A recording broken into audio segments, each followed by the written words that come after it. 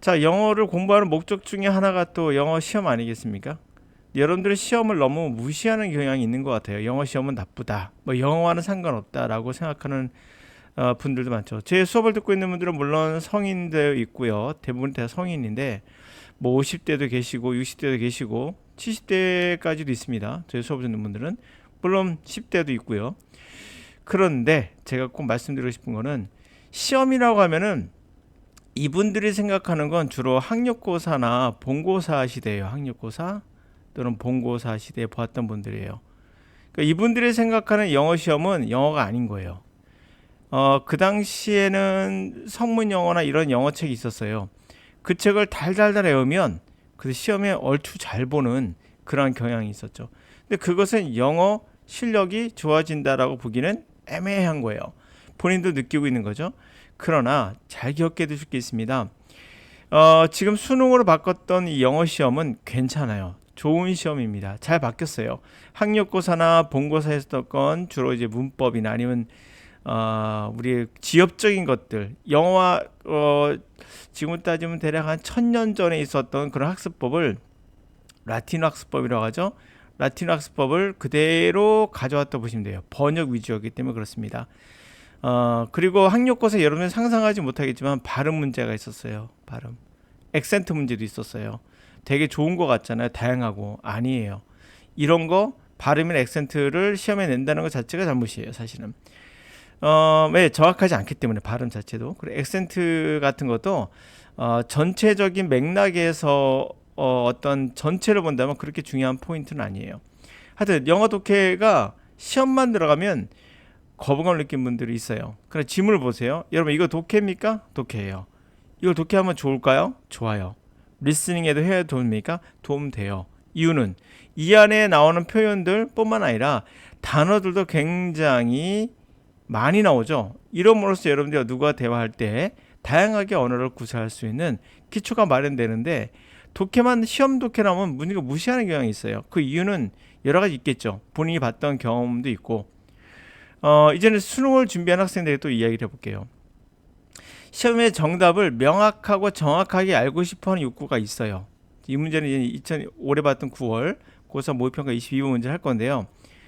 명확하게 알고 싶기 때문에 명확하게 알려주는 거를 선호합니다.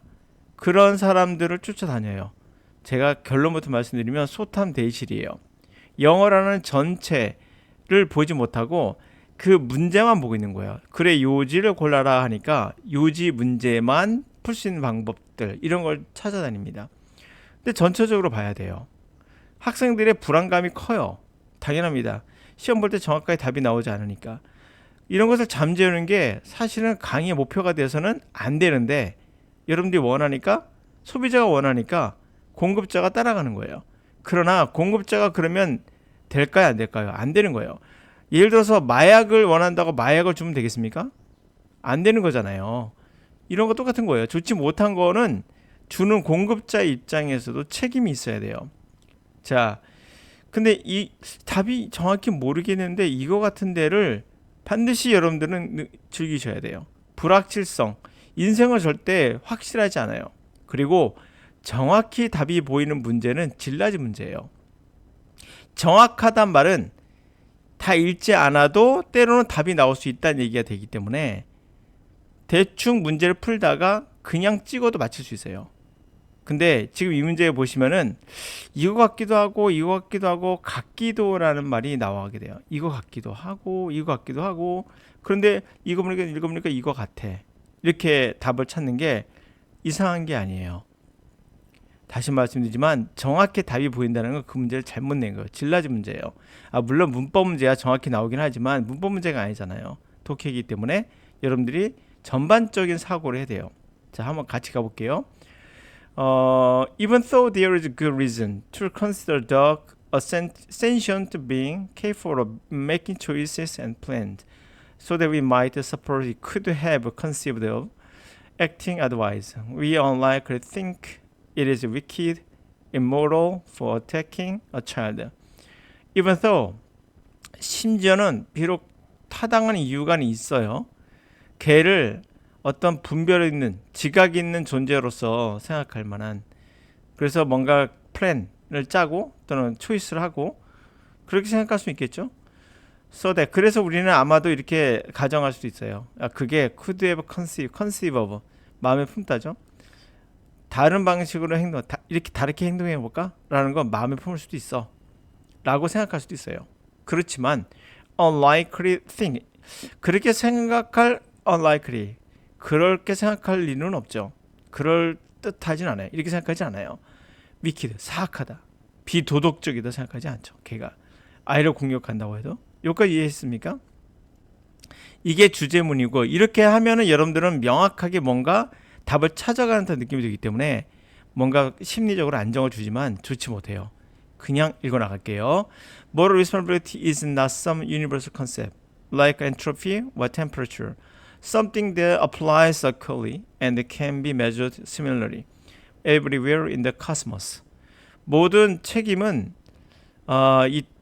도덕적이다. 도덕적인 책임이라는 건 일종의 유니버설 컨셉인 거예요.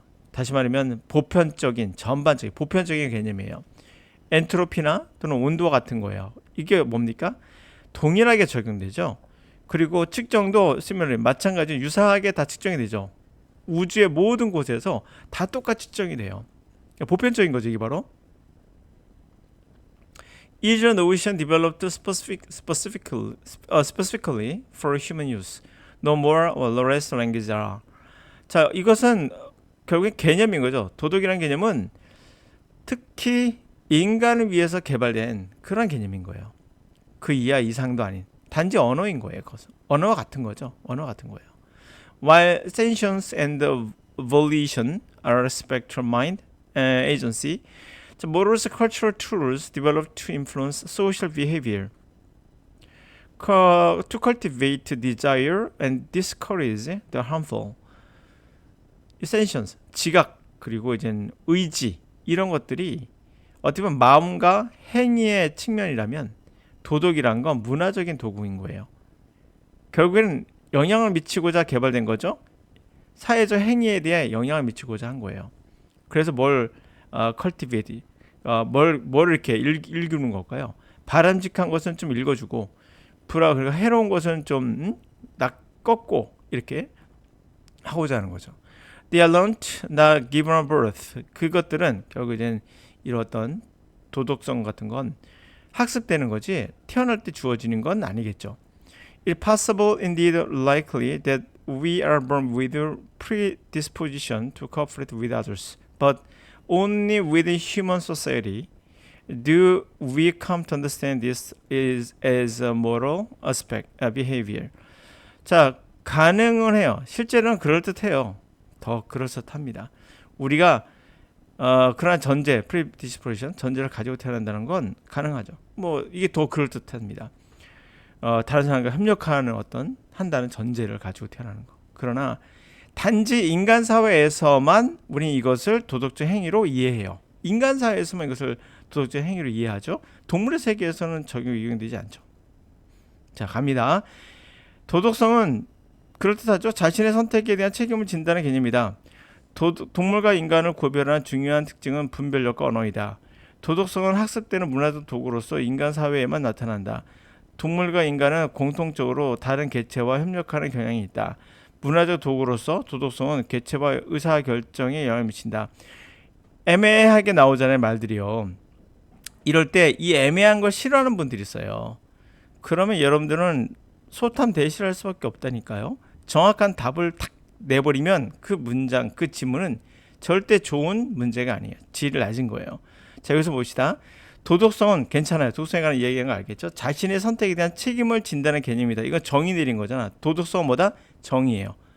그렇죠? 이런 책임을 진다는 개념이다 라는 거예요. 이건 정의죠. 개에 관한 이야기가 나왔거든요. 개를 예를 들어서 나왔어요. 개는 어떤 것이다 이런 얘기 했었죠. 동물과 인간은 이거 괜찮은 것 같지만 구별하는 중요한 특징은 분별력과 언어이다. 언어가 슬쩍 나오긴 했지만 그건 그런 개념이 아니죠. 도덕성은 무엇인가에 관한 이야기는 맞아요. 개념은 맞는데 자신의 선택에 대한 책임을 진다는 개념은 아니었어요. 분명 인간과 동물 구별하는 건 분별력과 언어이다라는 것도 아니죠. 그렇죠? 왜?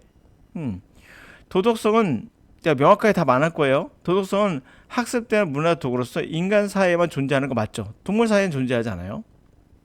3번 괜찮죠? 동물과 인간은 공통적으로 다른 개체와 협력하는 경향이 있다. 이건 틀렸죠? 아예 이런 말이 없었어요. 동물에게는. 문화적 도구로서의 도덕성 나쁘지 않죠? 네, 나쁘지 않아요. 좋아요. 여기까지 좋습니다. 오케이. 개체의 의사결정에 영향을 미친다. 개체의 의사결정에 영향을 미친다? 이게 틀렸죠. 그렇죠? 아닌 것 같죠. 그렇죠? 지금 말하는 건 인간에게만 존재하는 거예요. 동물에게 존재하지 않는 거예요. 그게 전체적 내용의 흐름이라는 걸 알 수가 있거든요. 도덕성은 뭐라고요? 학습되며 태어날 때 가지고 태어난 거가 아니라는 거죠. 문화적 도구로서 인간에게만 존재하는 거예요. 개에게 존재하지 않아요. 뭐라고? 인간 사회에서만 존재한다는 얘기가 나오잖아요. 이거를 우리가 그런 말 재진술이라는 걸 리스테이트먼트 재진술이라고 얘기하는 강사들 많아요. 재진술이 뭡니까? 이런 거 얘기하는 거거든요. 보세요.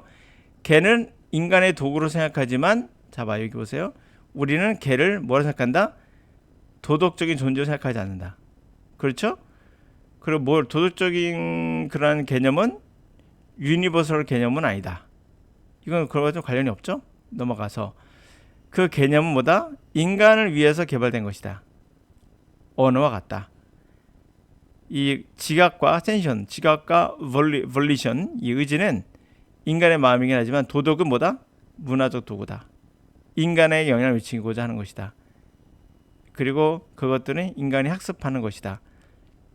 그거는 가지고 태어날 가능성도 있지만 인간 사회에서만 이것을 그렇게 도덕적 행위로서 이해한다. 이런 얘기예요.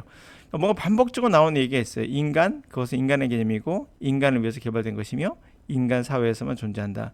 이렇게 하면은 여러분 생각 이해는 되잖아요. 이게 문제예요. 여러분이 그럴 넉넉한 시간이 없어요. 이해만 돼요. 반복하는 거 쫙 줄쳐가지고 이걸 답을 고르고 하면 논리적이고 합리적이고 보이잖아요. 논리는 제가 말씀드렸다시피 시험이란 건 영어 시험은 수월성을 목표로 해요. 수월성이 뭐죠? 수월성. 수월하게 독해를 하느냐예요. 수월하다는 건 시간과 관련돼 있어요. 빠르게 시간 내에 독해를 자연스럽게 하느냐. 그 위에 논리가 첨가되는 것 뿐이에요. 양념이에요, 양념. 이게 고기고. 돼지고기에다가 양념을 좀 뿌렸다고 해서 그게 좀 맛은 좋아질지 모르나 본질은 뭐죠? 돼지고기여야 해요. 그래서 여러분들 본질을 놓치시면 안 돼요. 근데 이런 거를 논리를 더 강조하는 사람들이 거의 대부분이에요. 그건 영어가 아니에요. 영어는 그냥 읽는 거예요. 그래서 불안감을 잠재우는 이러한 영어 강의는 좀 주의할 필요가 있다. 그리고 성인들도 수능 영어는 좋은 시험이에요. 여러분들이 보셔도 괜찮아요. 독해력에 많은 발전을 가져올 수 있어요. 여러분 시험이라는 것을 테스트라고만 보시는 것 같아요. 아니에요. 시험은 목표하는 지향성을 추구하는 거예요. 학생들이 독해를 잘했으면 좋겠다, 수월성을 잘했으면 좋겠다라는 목표를 가지고 그에 맞춰 시험을 내니 이대로 따라와 주세요라는 어찌 보면은 방향타예요. 방향성을 제시하는 거예요. 이렇게 공부하세요 영어는 하고 사회 또는 국가 또는 교육단체에서 지시하는 거예요. 이렇게 공부하라고. 방향성을. 그러니까 독해는 무조건 문법적 요소가 아니라 가장 중요한 요소는 얼마큼 수월하게 읽느냐거든. 시간 내에. 그래서 시험은 단지 테스트라고 해서 내가 했던 거를 본다고 보시면 안 돼요. 방향성이. 이렇게 공부하라고 영어를. 그래서 영어를 어떻게 공부하라고? 반복적인 논리적으로 재진술을 찾아보는 게 아니라 그냥 읽어. 빠르게 읽고 어떤 내용인지 빨리 파악하라고 그 방향대로 하시는 게 맞아요.